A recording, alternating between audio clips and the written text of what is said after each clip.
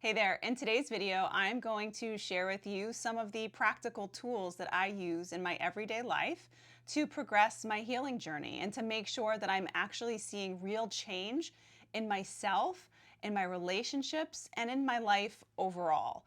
When we embark on the healing journey, we know that it's a lifelong journey, but we also want to see some timely change. We want to see ourselves doing better. We want to see our lives improving.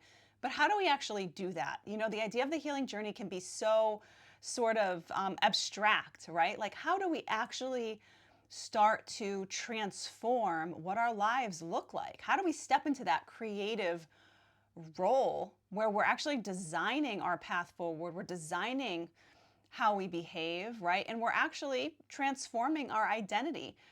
Our identity is derived from our belief system. And if you've come up in a dysfunctional family system or you had a traumatic dysfunctional childhood, your belief system was formed probably by dysfunctional people, by very difficult circumstances, difficult experiences, poor relationship dynamics. When we come up in those kind of environments, we develop these belief systems that they help us survive when we're kids, but then we come into adulthood and those very belief systems that helped us survive now prevent us from truly thriving and growing in our adult lives. So I have been on the healing journey for 12 years, and today in this video, I am going to share with you, some of the practical things that I do. They're tools, they're practices, they're actual actions that you can take in your everyday life that will immediately start to show you change if you use them. Okay, so that's what we're going to be talking about today. And I just want to welcome you back to the Danielle D'Onofrio Podcast. I have a free ebook in the description below, the Rehab for Everyone Lifestyle Approach to Healing and Personal Development. That ebook is a 6-page primer on my methodology, and I have a book releasing soon, as well as an on-demand, self-paced online course of the same name. So I'll be announcing that to everybody, but you can take a look at the free ebook in the description below. That is, like I said, a primer on the methodology, which goes over my 4 pillars, which is boundaries, movement, exploration, and energetic self-care, to help you design a lifestyle that aids in your healing and personal growth if you are struggling to thrive in any area of your life. Okay, so if you're new here to the channel, be sure to subscribe if you would like to get alerted when I release new videos. And if this video is helpful in any way, I would love for you to hit that like button, leave me a comment below, ask me a question, or just say hi. I'd love to hear from you. Okay, so first, I want to start off by sharing that even just getting on camera today is a product of one of my practices that has helped me transform my life. And one of my practices is that I set rules for myself. Me being on camera today is tough because I'm getting ready to go on a trip with my family. I have been cleaning all day, packing myself and my husband and my kids, getting the car ready, and it's been a very busy day, working on top of all that. And I'm tired and it's nighttime and I'm just want to go lay down in my bed and read. But I know if I don't record my podcast and I choose to go relax and read my book instead, that I'm going to wake up tomorrow morning and I'm going to feel pretty crappy because I didn't do what I said I was going to do. So doing what you say you're going to do is a really important part of healing because that is how you stop abandoning yourself. It's how you show your spirit that you matter and you prove, your own self-worth to yourself, right? And, self-worth is inherent. We are all worthy. Automatically, we are worthy. But we have to, in order to change the belief that we are unworthy, and sometimes that's like sort of a silent, unconscious belief that then drives so many of our actions and thoughts in our everyday lives. Sometimes it's a little bit more in the conscious realm, right? Where we just, we have these active feelings of unworthiness. No matter what level of unworthiness you deal with, that is a wound. Unworthiness is a wound. It's a belief, a false belief, okay? No matter what level your false belief of unworthiness resides in, you can switch that out. We are able to switch our beliefs. We're able to replace our beliefs with healthier, more accurate ones based on the present day, based on actual reality, rather than the false beliefs we acquired during a dysfunctional past. So in order to replace those beliefs, though, we actually have to start to prove them to ourselves. Okay? We have to actually start to take action in order to prove new truths to ourselves.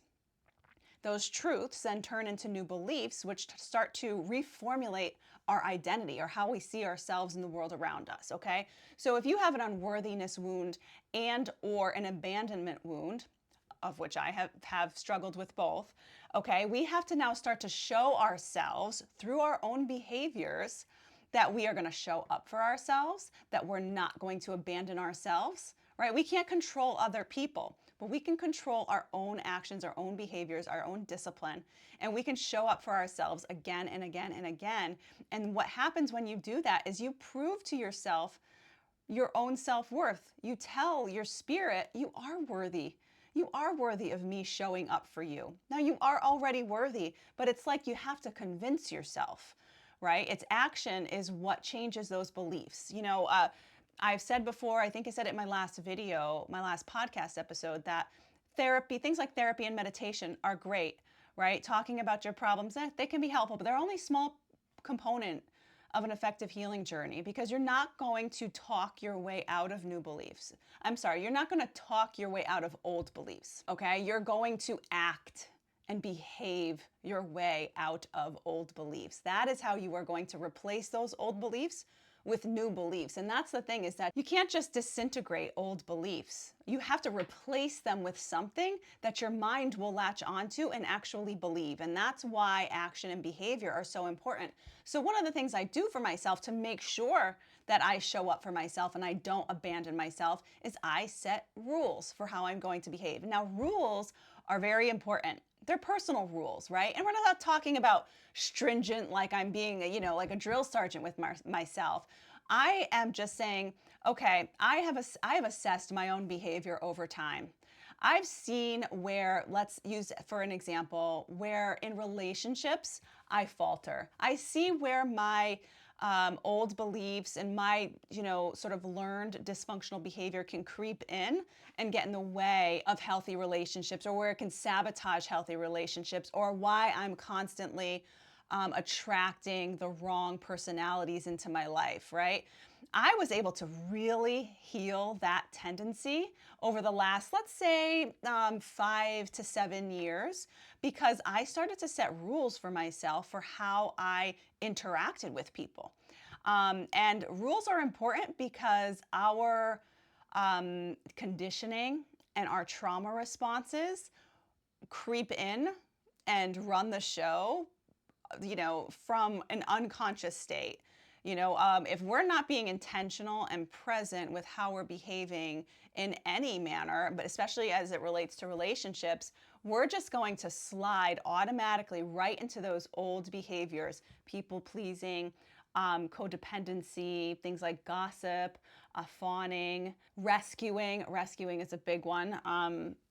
Let me know in the comments below if you're a rescuer. And how that sort of manifests for you. So what do we say? So we said people pleasing, codependency, fawning, rescuing. All right, these are just, some dysfunctional ways that we can show up in relationships that either attract the wrong people or sabotage healthy relationships. So what I did was I started setting rules for how I behaved in my relationships. And what the rules did is they would stop me in my tracks before I was able to move forward on a bad habit, right? So the urge to perform the bad habit, right, would show up, as it always did. And it still will show up once in a while, but I've been practicing my rule following for so long that it's really helped to turn that around for me. It's actually, it's taken the conditioning and reversed it almost completely, but it still will show up once in a while. This process is a long, lifelong process. But yeah, so what the rule does for me is it helps me halt and pause when I'm about to engage in an unhealthy relationship behavior. And so let me give you an example of one of the rules that I set for myself. And this was probably the first rule I set for myself. I realized how effective it was and then started setting rules in other areas of my life to transform. it has maybe been one of the most effective practices, one of the most effective tools that I have used in my journey to actually transform my life and my identity and my outcomes. That the first rule I ever set for myself was around people pleasing, because I was starting to get so frustrated by the fact that I was constantly attracting, kind of narcissistic type personalities, or people who would, take in terms of what I would give in a relationship. They'd take advantage of the kindness, they'd take advantage of my punctuality and my loyalty and my consistency, and whatever I was able to do for them, but there was never anything in return. And I noticed that they could walk away so easily, or they just wouldn't hesitate to blow me off, or not show up for something, or just do something rude or unkind. And I was just starting to wonder, like, why is this happening? Why am I continuing? Like, I feel like I've been on this healing journey for, at that point when I first set that rule, I'd probably already been on an intentional journey for, 6, 7 years. Like, I'm doing the work, right? I'm conscious of what's happening. I see it happening, but it's still this like cycle, this pattern is repeating itself in my relationships, right? I'm not talking about romantic relationships. I've been married with my husband for 22 years. But I'm talking mostly about friendships, right? Or, people I was working with, colleagues, clients, friends, acquaintances. Like, why is this happening? I don't understand. And so I said, okay, well, obviously I can't control the people around me. And I know the law of attraction is always at play. What am I doing, right, to attract these types of personalities? And I realized one of the things that I could identify right off the bat was that I was too giving. I was people pleasing too much because I was afraid of not being liked. I was afraid of people abandoning me. So I would bend over backwards to give people things, to do what people wanted me to do, to try to avoid somebody getting frustrated or mad with me or uninterested, right? So I just worked so hard with people to try to get them to like me, to love me, to stick around. And that is not going to attract a healthy relationship. And I know a lot of you guys can probably relate. Let me know in the comments below if you can relate. But, and sometimes there are people, and you may be in your later years right now, who do this for their entire lifetime. And just relationship after relationship after relationship just ends in a dysfunctional or toxic way with lots of drama, or people just are constantly walking away from them. And it's because they're giving,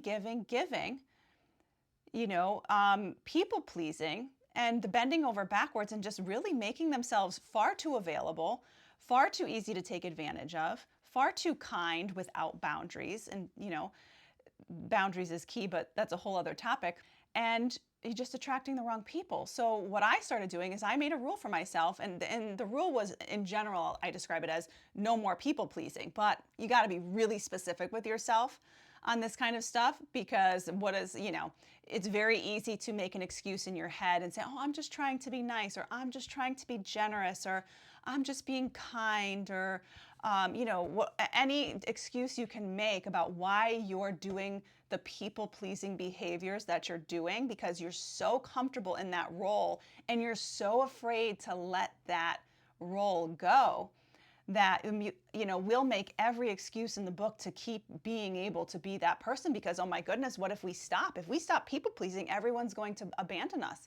No one's going to like us. How are we going to keep any friends, right? I know that is how I felt.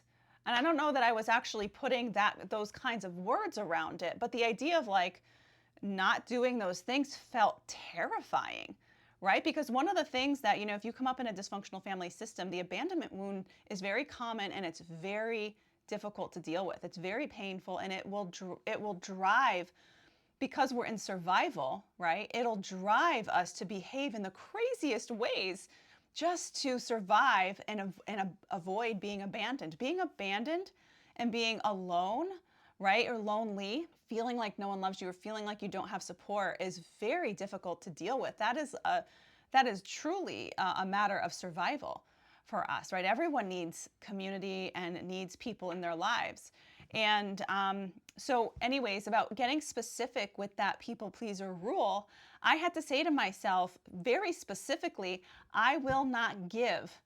I will not, for example, I will not give gifts when it's not a special occasion or I'm culturally expected to do so, right? So I will give someone a birthday present if it's typical for us to exchange birthday presents. I'll bring a bottle of wine or a dish to a dinner party because that's the polite thing to do, right? I will, even donate money to charity or, something like that. I'll do the giving when it is culturally expected to do so, right? When it's just good manners.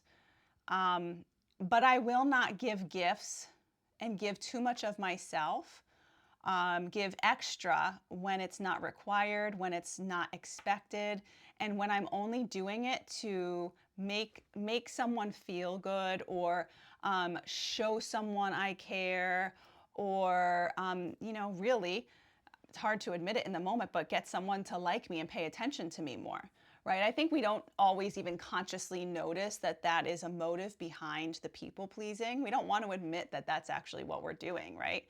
But I was just so frustrated at how the pattern was going in my relationships. And I was like, I got to get really honest with myself here. And I realized that I was doing a ton of people pleasing. And so I stopped giving. And the urge, oh my God, it was so interesting. Once I set this rule for myself, that urge would come up so often.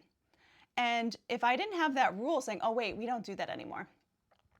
We don't give gifts out of gift giving context anymore. I don't need to bake that tray of cookies and bring it over to the group because no one's expecting me to bring cookies and no one else is going to bring cookies. Like, I don't need to be the one to bring the cookies, right? That urge would show up for me all the time. And I noticed it now that I was paying attention. And so I would say, oh, wait, we don't do that anymore. That's my rule. I don't do that anymore. I don't do that anymore. And I'd catch myself over and over. And honestly, this was a very effective and fast tool to nip that bad behavior in the bud. And my relationships transformed very, very quickly. I definitely stopped attracting narcissistic personalities, codependent personalities. And my circle got a little bit smaller, which frankly I think is a sign of healing. If you are a friend with everyone, if everyone is your friend, most likely you're not being honest about who you are. Okay, because everyone's personality, we're all so unique. Our authentic selves are in some way polarizing, right? There are always going to be people who don't like us if we're being ourselves, if we're speaking our minds, if we're being honest, if we're not people pleasing. If you're a people pleaser and you're just like collecting friends and you mold yourself and twist and turn and do whatever you can to make sure each person likes you and wants to be your friend, and you're just collecting friends, most likely, yeah, you're people pleasing. You're not being authentic. And you're most likely, if that's the case for you, you're either not feeling close and intimate in your relationships and you're kind of feeling like everyone's just an acquaintance, or like you probably couldn't really count on anybody if you really needed them, or if you backed off, if you stopped the people pleasing, if you stopped reaching out, if you stopped being the one to plan the get-togethers, would that person keep reaching out to you? Would they show up for you if you really needed them? All of those people, right? As we get older and as we progress in the healing journey, your circle should naturally get a little bit smaller. And that doesn't mean that you don't know a lot of people, but the amount of people that you call friends, right? And even friends who turn into family, that's a small, close-knit group, right? Because throughout the course of your life as you're meeting people, or even throughout the course of your journey as you're meeting people, you're sort of intentionally putting everyone through a filter. And you're saying, can I be myself with this person? Let me challenge myself, because it is a challenge for those of us who are healing from childhood trauma, dysfunctional family systems where, we really came up with dysfunctional view of how relationships work, a dysfunctional view of ourselves and our worth and our lovability, right? You're sort of putting people through a filter. You challenge yourself and you say, I'm going to be 100% myself right now. I'm not going to filter. You don't have to be rude and disrespectful, but you be yourself. Say what you want to say. Reveal what you're interested in. Reveal who you really are. Reveal your actual personality, right? And some people aren't going to be attracted to that, and some people will, right? And the people who are will end up most likely, sticking around, and you can nurture a real relationship with them. But, setting that rule for myself, I'm shocked by how fast it transformed sort of the makeup of my sphere of influence, right? The makeup of my inner circle. A lot of people fell away and a lot of wonderful new people came in. And things have evolved over time because it has been several years now since I made that rule, but it was really absolutely incredible. And I write about this more extensively in my book, just to show how you can create rules in your life to really change your behavior, which, like I said, changes your belief system and your identity and just the way you flow through life in general. And I think not a lot of people talk about rules as it relates to trauma healing and transforming your life after, going through difficult experiences. But here's the thing, healing is personal development. It's personal growth. I have a bit of an issue with the word trauma and society's relationship to that word, because it's just like when you talk about disease, right? If you say, I have trauma, I have this disease, you're embodying that. You're saying something's broken or wrong with me on the inside, and that's not true. You're not broken. You've had experiences that conditioned you to think and behave in a certain way, but you're not broken.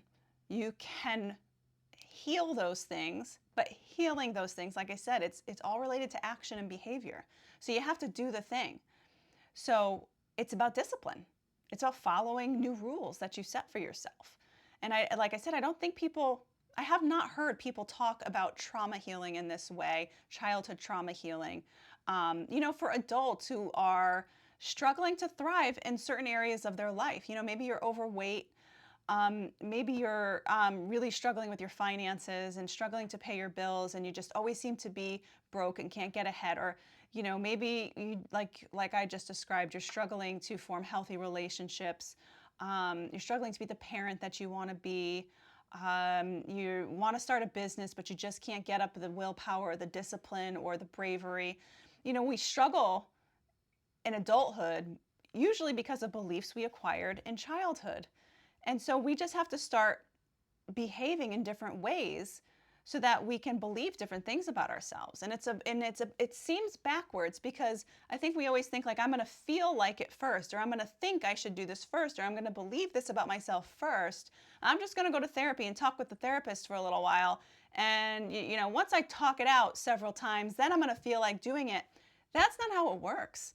I mean, leave me a comment in the description below if you disagree with me, if you've just like therapy, for example, has been your thing and that fixed everything for you, and all of a sudden you were able to behave completely different in your life. Because I've been to therapy too. I've been to life coaching, and it, like I talked about in my last video, it is soothing in some way to just be able to talk and have somebody listen. But when it comes to actually igniting real change in your life, you have to do the thing. You have to say, this is the person I want to be now. These are the type of actions that person would do. And so I'm going to make a list, and I'm going to make a schedule or a checklist for myself every day and a set of rules.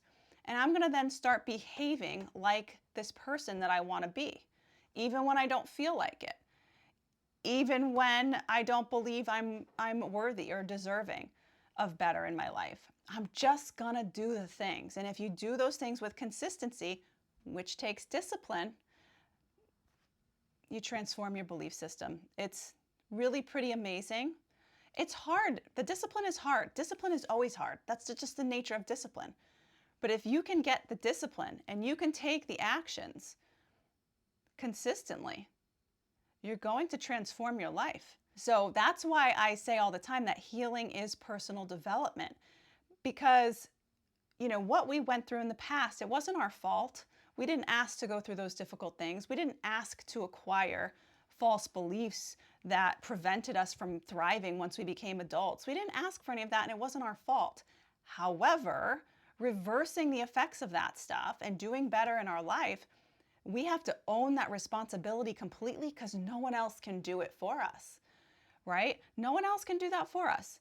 Like, we just have to step up, take responsibility, and say, I am going to embark on this journey, and I'm going to do whatever it takes to feel better, do better, think better, believe better, and be the person that I want to be. Right? It's when we talk about, people talk about personal development and personal growth and being able to achieve the goals that they want to achieve in life and build the businesses that they want to build and win the races that they want to win. They talk about personal development, personal growth, and getting better. And it's very easy for that subset of people to talk about discipline and consistency and put in the work. But then for some reason there's a disconnect, and then we go over to the dysfunctional childhood healing space and trauma recovery space, and we tiptoe around it, and I understand why we tiptoe around it. But I think that if we got a little bit more serious with ourselves about, if you want to believe different and think different and have different outcomes, we have to look to the actions and the behaviors first, and being disciplined with ourselves and kind of, really digging deep for our strength to pull ourselves out of whatever pit we're in, okay? Whatever thought cycle and belief cycle we're in that feels dark and it feels impossible to escape, and we feel like we're chained to those false beliefs for reasons that were not our fault, right? It wasn't your fault, but you have the power to heal yourself. And as much support as you can get is wonderful. I'm here to support, and there are so many different professionals and therapists and coaches and counselors and facilities and retreats, and there's no shortage of ways to get support. But it's support, and the power is within you to pull yourself out of that. And that is the sort of unique approach that I take to healing from a dysfunctional childhood. If you came up with a dysfunctional family system and you experienced things that just really gave you a belief system that is not serving you well in adulthood, I really want to start looking at this in a different way. And sort of, like I say on my website, if you check out my website at DanielleD'Onofrio.com, right on the first page is that I'm really trying to bridge the gap between the personal development, personal growth space and the trauma recovery space, because I think that if we can bridge that gap, we can have a lot more success. People can get into recovery and really transform their lives and not be chained to their false beliefs and their traumas a much quicker and in a much deeper way. So we're going to keep exploring that, but setting rules for yourself, like the people-pleasing example that I just gave you, is really, really powerful stuff. If you can stick with it, you can have the discipline, which I know you can. And there's something about taking a piece of paper and writing down the rule for yourself, right? And being specific about the things you will and will not do anymore. You're essentially, I call it rules, but it's essentially you're setting boundaries for yourself. You're setting boundaries for the behaviors that you won't engage in anymore, right? A lot of times we think about boundaries in relation to what we'll tolerate from other people. But now we can also set boundaries for what we'll tolerate from ourselves, right? What will we tolerate? If you say, I'm not going to tolerate engaging in this dysfunctional behavior anymore because I really do want to change my life and it's really important to me and maybe to your family, it's a really powerful thing to do. So we'll talk more about that, but I want to talk about one more other thing. Another powerful practice for healing and avoiding self-abandonment is acknowledging your interests. Okay? Now, when I first started my healing journey, actually, I still was not conscious that I was on a healing journey, but I was starting to have those very, very early glimmers of like, something's got to change. And I had just gotten back from a business trip that was extremely stressful. I was coming off of one of the most stressful experiences in my career, to a point where I was like, I can't do this anymore. Like, why am I working myself this hard? I was starting to realize that I was working myself, sick in a way. I wasn't actually sick, but I was so stressed and so tired that I could feel my physical body like just breaking down. I was getting actual physical symptoms of the stress. And I started to realize, like, or ask myself, what am I doing? Like, what am I doing this for? I have a 3-year-old toddler at home, my husband at home. I'm flying all over I'm flying across the globe for a business trip, and I'm letting clients treat me poorly and just not sleeping night after night just to deliver projects. And I'll spare you all of the details, but I came off that business trip, went on vacation with my family, and I was just like, I have spent my whole life up until this point only really interested in the things that I could gain external validation for. I was just constantly seeking approval. I was constantly seeking other people to tell me I was okay, to tell me I was safe, to tell me I was worthy and good enough. And it was just driving me to this place where I was unhappy, so stressed, and sacrificing time with my family. And in the time that I had with my family, I was still stressed out and irritable, and it just wasn't working. And so we got on this vacation, and I started to get these questions in my mind and these glimmers of, like, I think that life could be a whole lot more peaceful than this. And the very first thing that I did was I put Instagram on my phone. And this was early on. I don't even know how many people were on Instagram. It certainly was not as flooded. It might have been the early years. I don't even know. It was maybe 2015. Yeah, maybe 2015. So wherever Instagram was at that point. I was not into social media. I was maybe on Facebook, and just like everyone was sort of on Facebook connecting with friends and family. But I didn't have Instagram yet. And so I'm like, I'm going to download Instagram, because at that point it was just about pretty pictures, posting and sharing pretty pictures. So I put the app on my phone, and I was like asking myself as I was walking down the streets of Florida with my family, like, what am I even interested in? What do I think is pretty? What do I think is fun? What do I enjoy? And I realized that my whole life up until that point, and I was 31 at that point. No, not 31. I think I was, yeah, maybe 30, 31. And I realized my whole entire first 30 years of life, I had never paid attention to what I was interested in. I only paid attention to what I was really great at, because that earned me my validation and my approval. And so that was the very first step. And what made me think about it is that I'm going on vacation tomorrow to a city. And I am so fired up to go on this vacation because I love the city. I live in suburban Connecticut, and sort of right in between Boston and New York. And I love my home, but to go to the city, my hair stands up on my arms. I am just so inspired and so excited, and I just can't wait to be there. Like, I get out of the car when I get to the city, and I walk along the sidewalks, and all I can see is opportunity and beauty and art. I just love it. And last year, when we went on vacation around this time of year, we did a lake house up in the woods in New Hampshire, the opposite of going to the city, essentially. And it was a beautiful cabin right on the lake at the beginning of September. It was absolutely beautiful.